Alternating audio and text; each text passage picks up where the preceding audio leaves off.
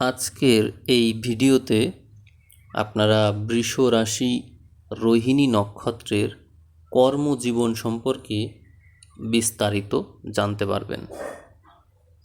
বৈদিক জ্যোতিষশাস্ত্র অনুযায়ী বৃষ রাশি রোহিণী নক্ষত্রের সংমিশ্রণ এটি অত্যন্ত শুভ হিসেবে পরিগণিত হয়ে থাকে এবং একে অত্যন্ত শক্তিশালী মনে করা হয়। বৃষ রাশির অধিপতি গ্রহ হল শুক্র এবং রোহিণী নক্ষত্রের অধিপতি হল চন্দ্র। এই চন্দ্র এবং শুক্র দুটোই জলীয় এবং শৌখিন গ্রহ।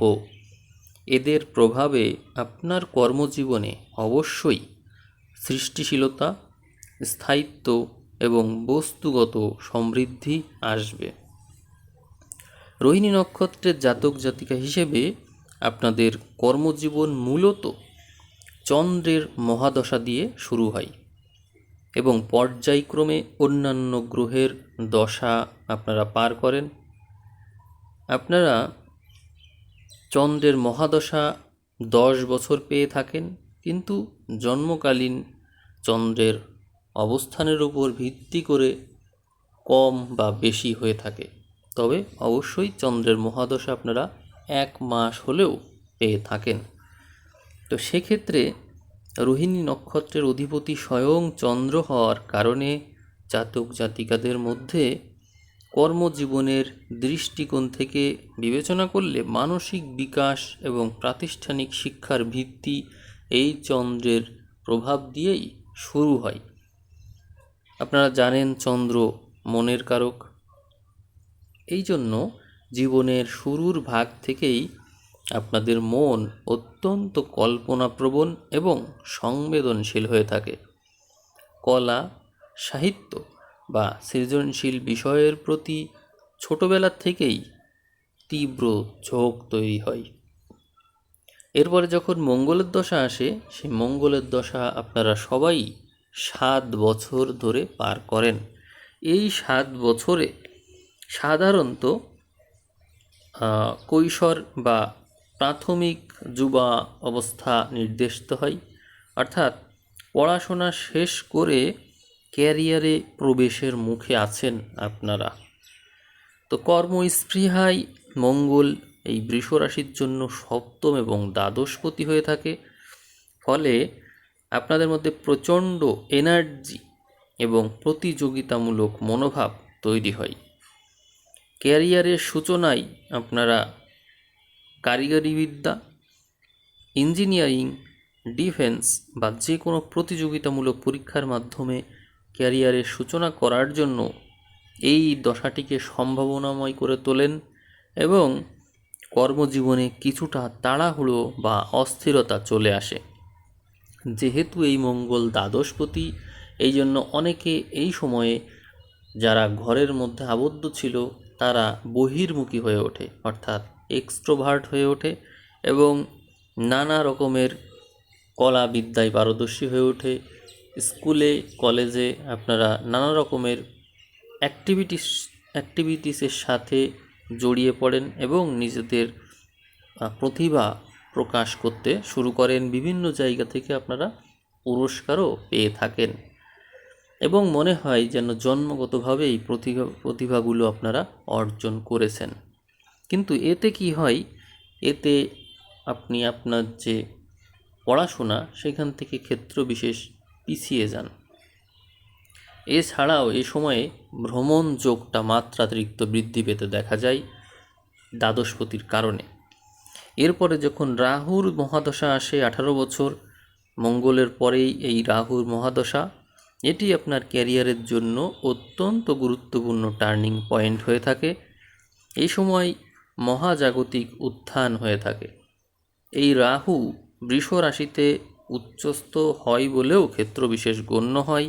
তাই রোহিণী নক্ষত্রের জাতক জাতিকাদের জন্য রাহুর দশা কর্মজীবনে অভাবনীয় সাফল্য, আকস্মিক পদোন্নতি এবং বড় ধরনের আর্থিক উন্নতি অবশ্যই এনে দেয়। সেক্ষেত্রে উপযুক্ত ক্ষেত্র হিসেবে মাল্টিন্যাশনাল কোম্পানি, তথ্য প্রযুক্তি, বিদেশ যাত্রা, মিডিয়া, মার্কেটিং এবং আধুনিক প্রযুক্তির ব্যবসায় আপনারা বিশাল সাফল্য পেয়ে থাকেন। তবে রাহু অবশ্যই ভ্রম তৈরি করতে পারে, তাই অনৈতিক উপায়ে উপার্জনের লোভ থেকেও আপনাদেরকে অবশ্যই বিরত থাকতে হবে।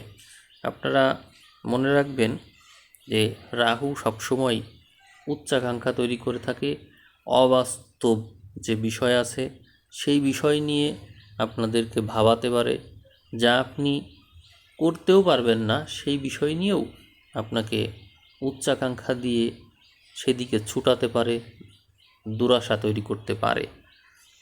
এই বৃহস্পতির দশা এর পরবর্তীতেই আমরা দেখতে পাই 16 বছর রাহুর পরে এই বৃহস্পতির দশা আপনাদের জন্য অত্যন্ত গুরুত্বপূর্ণ। এই বৃহস্পতি আপনাদের জন্য অষ্টম আর একাদশপতি, এই জন্য স্থায়িত্ব ও জ্ঞান এই দশাতে লাভ হয়ে থাকে। এই দশায় ক্যারিয়ারে এক ধরনের পরিপক্কতা এবং স্থায়িত্ব আসে। আপনারা আপনাদের জ্ঞান এবং অভিজ্ঞতার জোরে সমাজে সম্মানীয় স্থানে পৌঁছে যান। উপযুক্ত ক্ষেত্র হিসেবে এই সময় আপনারা পেয়ে থাকেন কনসালটেন্সি, শিক্ষকতা, ফাইন্যান্স, ব্যাংকিং, আইন এবং পরামর্শদাতার কাজ, এবং এই সময় সর্বোচ্চ উন্নতিও হয়। একাদশপতি হওয়ার কারণে নিয়মিত আয় সঞ্চয় বৃদ্ধি পায়। অষ্টম প্রতির প্রভাবে কর্মক্ষেত্রে আকস্মিক পরিবর্তন বা স্থানান্তরের ঘটনাও বারবার ঘটতে দেখা যায়। এরপরে যখন শনির দশা আসে 19 বছর, এই সময়ে এই বৃষ রাশির রোহিণী নক্ষত্রের জাতক জাতিকারা বড় ধরনের সহযোগিতা পেয়ে থাকে, কারণ এখানে আপনার জন্য শনি হচ্ছে নবম ও দশমপতি, যা রাজ্যকারী গ্রহ। এই জন্য এই শনির মহাদশাকে স্বর্ণযুগ বলা হয়ে থাকে। রোহিণী নক্ষত্রের জাতক জাতিকারা কর্মজীবনের জন্য শনির এই 19 বছরকে কঠোর পরিশ্রমের মাধ্যমে যদি কাজে লাগাতে পারে, তাহলে অবশ্যই তার স্বর্ণযুগ শনি তার পূর্ণ ও স্থায়িত্ব ফল এই দশাতে অবশ্যই দিয়ে থাকেন। এই সময় আপনারা অবশ্যই শীর্ষ পদই লাভ করে থাকেন। রাজনীতি, বড় কর্পোরেট হাউসের শীর্ষপদ, রিয়েল এস্টেট, কনস্ট্রাকশন, লোহা বা খনিজ ব্যবসা এবং প্রশাসনিক ক্ষেত্রে আপনি বিশাল আধিপত্য ও প্রতিষ্ঠা লাভ করবেন। এই সময় কর্মজীবন অত্যন্ত সুরক্ষিত এবং মজবুত হয়ে থাকে। এরপরে 17 বছরের বুধের মহাদশা পেয়ে থাকেন। শনির পরে এই বুধের মহাদশা ধন সম্পদ এবং বুদ্ধিমত্তা নিয়ে আসে জীবনে। এই সময়ে ব্যবসায়িক সাফল্য আসতে দেখা যায়। বুদ্ধিমত্তা, বাকপটুতা এবং হিসাব নিকাশের ক্ষমতা তুঙ্গে থাকে এই সময়ে। ফলে চাকরিজীবী অপেক্ষা ব্যবসায়ীরা বেশি ভালো করে থাকে। উপযুক্ত ক্ষেত্র হিসেবে এই সময় আপনারা শেয়ার বাজার, ট্রেডিং, ব্যাংকিং, লেখালেখি, ওকালতি এবং যোগাযোগ মাধ্যম সংক্রান্ত কাজে বিপুল ধন সম্পত্তি অর্জন করে থাকেন। তাহলে আমরা রোহিণী নক্ষত্রের জন্য সেরা কর্মক্ষেত্র হিসেবে কি দেখতে পাই? সেক্ষেত্রে আপনারা বৃষ রাশির যে স্থিরতা এবং রোহিণী নক্ষত্রের চন্দ্রের লালন পালন ও সৌন্দর্যবোধের কারণে তখন আপনাদের নিজেদের যে ক্যারিয়ার, সেই ক্যারিয়ারের ক্ষেত্রে কিছু কিছু বিষয় খুব গুরুত্বপূর্ণ হয়ে ওঠে। এর মধ্যে আছে শিল্প ও বিনোদন। আপনারা অভিনয়, সঙ্গীত, ফ্যাশন ডিজাইনিং, ইন্টেরিয়র ডেকোরেশন এবং জুয়েলারি ব্যবসায় ভালো করে থাকেন। এছাড়া রয়েছে খাদ্য ও আতিথেয়তা, হোটেল, রেস্তোরাঁ, ফুড প্রসেসিং এবং ডেইরি ফার্মিংয়েও আপনারা অত্যন্ত ভালো করে থাকেন। ফাইন্যান্স ও বাণিজ্য, ব্যাংকিং, সম্পদ ব্যবস্থাপনা, চার্টার্ড অ্যাকাউন্টেন্সি, এই সমস্ত ক্ষেত্রে আপনারা যথেষ্ট ভালো করে থাকেন।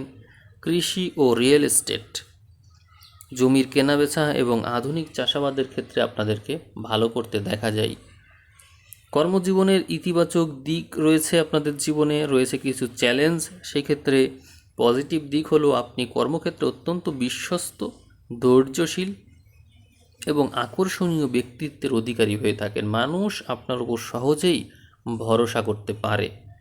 আর নেতিবাচক দিক বা সতর্কতা হিসেবে যদি বলা যায় তাহলে বলতে হবে যে চন্দ্রের প্রভাবে আপনার মুড সুইংটা বেশি হয়ে থাকে, মানসিক অস্থিরতা বেশি, এগুলো আপনার কাজের উপর বেশি প্রভাব ফেলে।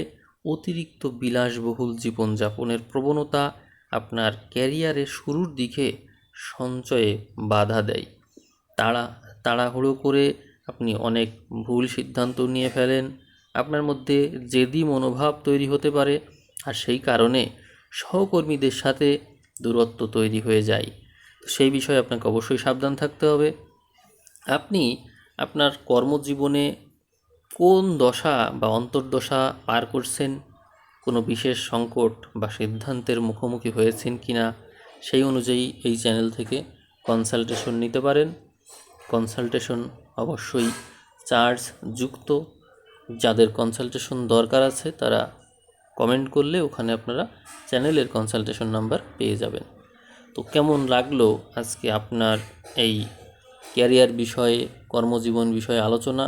বৃষরাশি রোহিণী নক্ষত্রের এই ভিডিওটি আপনারা পেয়েছেন। এর আগের যে ভিডিও রাশিফল সংক্রান্ত বা কিরোর যে বই থেকে আমরা আলোচনা করেছি আপনাদের বৈশিষ্ট্য, সেখানে 5000 ভিউ ক্রস হয়েছে। এই জন্যই আপনারা মূলত এই বেসিক ভিডিওটা পেয়েছেন। এই ভিডিওর ভিউ আবার 5000 ক্রস করলে আপনারা আবারও আপনাদের বিষয়ে কোনো বেসিক ভিডিও পেয়ে যাবেন। তো সেই পর্যন্ত সবাই ভালো থাকবেন। সবাইকে অসংখ্য ধন্যবাদ জানিয়ে আজকের ভিডিও আমি এইখানে শেষ করলাম। ধন্যবাদ।